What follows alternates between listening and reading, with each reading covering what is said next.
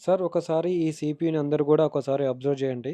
Observe జేస్తే ఆ CPU అనేది అప్పర్ పార్ట్ అంతా గూడా మొత్తం ఏడికాడికి ఖరాబ్ అవ్వడం అనేది జరిగింది. ఆ సీపీయూ అనేది ఎందుకు కూడా పనికి రాకుండా అయిపోయిందనమాట. ఇట్లాంటి కండిషన్ ద్వారా.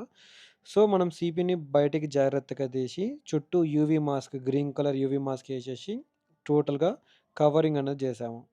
కవరింగ్ అనేది జేసిన తర్వాత ఆ సీపీయూ అనేది కొంచెం వరకి పనికొచ్చేటట్టు దాన్ని రీఫర్బిడ్ అనేది జేయగలిగాము. ఒక సీపీయూ ఇలా ఖరాబయినప్పుడు కొంచెం రీఫర్బిడ్ జేయడం జరిగింది.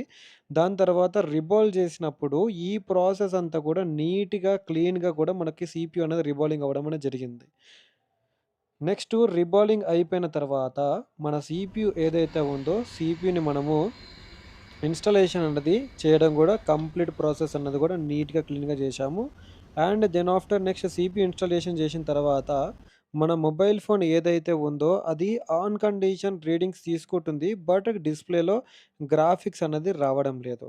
ఈ గ్రాఫిక్స్ ప్రాబ్లమ్స్‌కి గూడా నేను నెక్స్ట్ వీడియోలో సాల్వ్ జేస్తాను. అంతవరకు మన ఛానెల్ సబ్స్క్రైబ్ జేసుకొని చూస్తూనే ఉండండి ఏ టు జెడ్ మొబైల్ రిపేర్‌ని.